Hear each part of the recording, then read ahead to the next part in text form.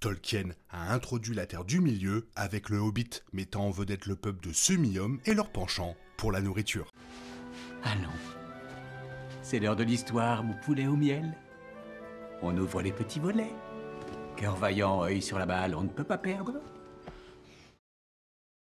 Le roman aborde de nombreuses habitudes des hobbits, comme le jardinage, le brassage de bière, les soirées à la taverne avec leurs amis et les vertus de l'herbe à pipe. Mais plus que tout, c'est la nourriture qui définissait leur vie douce et confortable. Le hobbit souffle sur un long repas où Bilbon Saquet découvre son garde-manger ravagé par 13 nains affamés. Depuis ce moment, les repas sont au cœur de l'identité des hobbits, une part de leur humilité qui les rend relativement résistants à l'anneau unique. Ils préfèrent un muffin à un trône. Peter Jackson et l'acteur Billy Boyd ont trouvé une manière mémorable d'exprimer cet amour dans la communauté de l'anneau. Alors qu'Aragorn conduit les hobbits vers Fontcombe, Pipin les interroge sur le second petit déjeuner et sur une litanie de repas supplémentaires qu'ils devront probablement sauter au cours de leur voyage. Tolkien a mentionné 6 repas dans le prologue de la communauté de l'anneau, ce qui correspond approximativement aux traditions européennes, mais certains repas sont essentiellement identiques. Les hobbits de la comté sont connus pour leur vie joyeuse, loin des sphères complexes des elfes et des hommes, et encore plus loin de la morosité menaçante du Mordor. Ils ont l'espace dans leur garde-manger, leur estomac et leur cœur pour savourer pleinement tous les aspects de la nourriture et des boissons disponibles. Voici un résumé de chacun des repas pour vous donner une bonne idée de ce qui manque à Pipin. Les hobbits se réveillent pour le petit déjeuner, mais les heures précises varient dans le roman. Sam annonce le petit déjeuner à 9h30 lorsqu'il est en déplacement dans la communauté de l'anneau, mais les héros prennent également leur petit déjeuner à d'autres moments de la matinée, selon les circonstances. Quoi qu'il en soit, c'est le premier repas qu'ils prennent après leur réveil, et il s'agit généralement d'un repas léger de type continental. Cela comprend du thé, des muffins, des toasts avec de la confiture et peut-être des baies ou des fruits similaires. Il peut également s'agir d'un repas plus copieux, semblable à un petit déjeuner anglais avec œufs, saucisses, bacon, confiture et gâteaux ou autres viennoiseries. Des tourtes à la viande et au fromage, semblables à des quiches, font également partie d'un petit déjeuner normal. Le hobbit s'ouvre sur Bilbon, fumant sa pipe sur le perron de sa maison après avoir dégusté son petit déjeuner. Considérant son statut de hobbit aisé et considérant qu'il part chercher plus de gâteaux après sa première rencontre bouleversante avec Gandalf, on peut supposer sans risque qu'il aime son premier repas de la journée avec tous les accompagnements.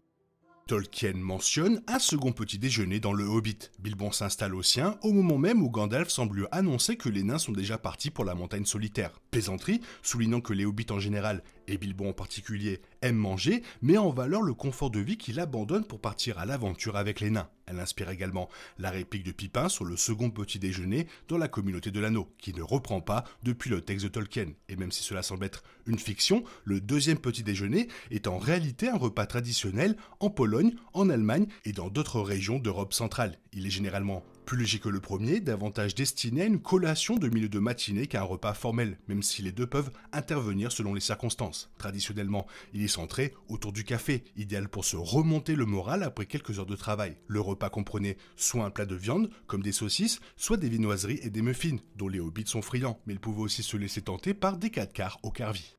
L'Anka est un repas léger originaire du Royaume-Uni, de Hongrie et d'autres régions d'Europe occidentale, mais également apprécié dans des contrées lointaines comme le Chili, l'Australie, l'Inde et la Colombie. Bien que ce repas puisse remplacer le petit déjeuner ou le déjeuner dans de nombreux pays, les hobbits ont clairement de la place pour une portion de ce repas en plus de leur repas habituel. Cependant, il s'agit davantage d'un rafraîchissement du palais que d'un repas traditionnel et constitue davantage une pause gourmande qu'autre chose. Même le deuxième petit déjeuner a tendance à être plus consistant que l'Anka. Il se limite donc généralement à un café, à des toasts ou à une viennoiserie. Tolkien le mentionne au début de la communauté de l'anneau, comme le début d'un repas sérieux à la fête d'anniversaire de Bilbon. Les repas se succèdent jusqu'au feu d'artifice de Gandalf le soir. Autrement dit, on peut considérer l'Anka comme léger et riche en amuse-gueule. Le déjeuner est le repas de midi, et il ne diffère vraisemblablement pas beaucoup des repas de midi traditionnels du monde réel. La communauté de l'anneau mentionne un hachis parmentier servi à la fête d'anniversaire de Bilbon, tandis que Bilbon lui-même a servi du pâté au porc, du hachis parmentier, du poulet froid, des œufs, du fromage, de la salade, des tartes aux pommes et divers gâteaux lorsqu'il a reçu les nains au début du Hobbit. Ce repas était techniquement un goûter, mais à en juger par son ampleur, on peut raisonnablement en déduire qu'il s'agissait plutôt d'un déjeuner tardif. La version cinématographique du Hobbit de Jackson Jackson en faisait un repas tardif après le dîner, mettant à nu le garde-manger du Hobbit. Malgré son extravagance, il correspondait vaguement à la description du festin par Tolkien. Charcuterie, fromage, légumes grillés et œufs durs étaient au menu. Des repas plus simples étaient peut-être aussi courants, surtout chez les Hobbits moins aisés que Bilbon. Il pouvait s'agir de charcuterie, de pommes de terre ou de soupes diverses. Le déjeuner était également le premier repas de la journée, générant une consommation importante d'alcool. La fête de Bilbon avec les nains comprenait de la bière blonde et du vin. Le thé est une autre tradition britannique, née au sein de l'aristocratie anglaise dans les années 1840 et finalement adoptée par la reine Victoria, dont l'exemple fut bientôt suivi par le reste du pays. Tolkien précise que les habitants de la comté le pratiquaient également. Bilbon invite Gandalf à prendre le thé lors de leur première rencontre dans le Hobbit. Au menu, scones, biscuits, confitures et crème caillée, servis avec du café, du thé ou peut-être une liqueur sucrée comme l'hydromel. Le Hobbit mentionne également l'affection de Bilbon pour les mûres, un mets qui pourrait également être présent au goûter, surtout dans un cadre champêtre comme la comté. De même, dans Le Seigneur des Anneaux, Gandalf, de retour dans la comté, le voit dans la cuisine de Bilbon pour le goûter. Lorsque Bilbon commence à parler, même la métaphore qu'il utilise pour expliquer son sentiment d'être trop sollicité, comme du beurre gratté sur trop de pain, est liée à la nourriture. Repas le plus copieux de la journée, le dîner était sans doute aussi le plus élaboré pour les hobbits. La plupart des gens se contentent de moutons ou de bœufs accompagnés de légumes comme des carottes ou des pommes de terre. Cependant, une personne ayant les moyens de Bilbon pouvait faire bien plus. Les dîners des hobbits comportaient généralement plusieurs plats et mettaient l'accent sur des aliments naturellement disponibles dans la région. Cela peut inclure des soupes, des plats de bœuf, des poissons d'eau douce comme la truite et éventuellement du gibier comme le lièvre ou le faisan. Les légumes grillés et les féculents comme les pommes de terre étaient courants et le repas était presque toujours accompagné de boissons alcoolisées adaptées au plat principal. Le repas se conclut par un dessert qui, pour les hobbits, se composait presque systématiquement de gâteaux, de tartes et autres douceurs.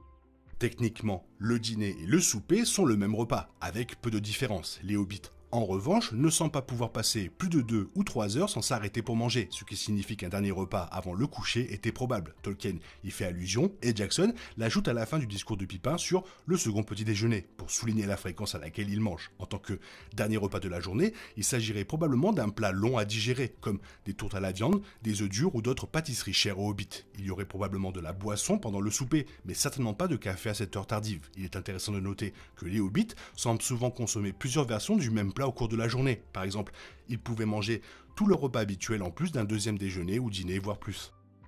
La nourriture est un élément particulièrement important dans le Hobbit, bien qu'elle joue un rôle relativement moindre dans Le Seigneur des Anneaux. Elle demeure un aspect essentiel de la construction du monde. Étant donné que Tolkien a basé la Terre du Milieu et son écologie sur le monde réel, il n'est pas surprenant que ses habitants consomment des aliments ordinaires, comme la viande, les fruits, les céréales et les légumes. D'ailleurs, même ces catégories contiennent des ingrédients courants comme le poulet, le jambon, les pommes, le maïs, les carottes, les pommes de terre, etc. Cependant, certains aliments sont totalement spécifiques à la Terre du Milieu. Bilbon découvre les gâteaux de miel de Béorn lors de sa visite au guerrier Change-Peau dans le Hobbit, décrits comme des gâteaux cuits 2 fois et se conservant longtemps. Ils sont vraisemblablement délicieux. Bilbon découvre plus tard le crâme, un aliment hautement nutritif et biscuité qui est également très inintéressant sauf comme exercice de mastication. Dans Le Seigneur des Anneaux, Merry et Pipin ont l'occasion de boire la légendaire boisson Ent avec Silverbarbe, ce qui fait d'eux les plus grands hobbits de l'histoire. Enfin, les fans connaissent déjà le lambas, le pain elfique spécial qui nourrit Frodon et Sam lors de leur long et pénible voyage vers le Mordor.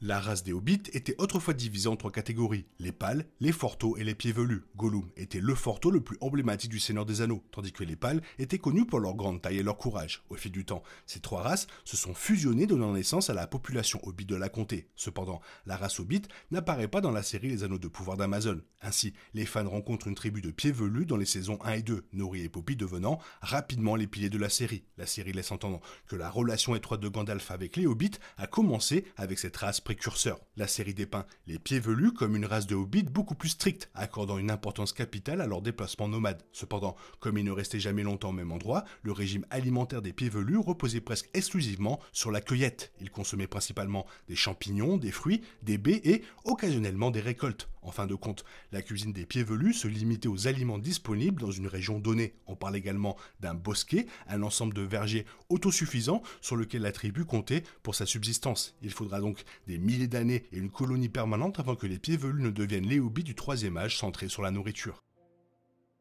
Toujours un plaisir de parler des hobbits, et en plus si on parle de nourriture en même temps, bah là, ça fait 2 plaisirs en un, c'est fantastique. Toi, qu'est-ce que tu en penses? Est-ce que tu manges comme les hobbits? Bah fais-le moi savoir dans la zone commentaire, sinon bah comme d'habitude, bisous baveux, bye bye.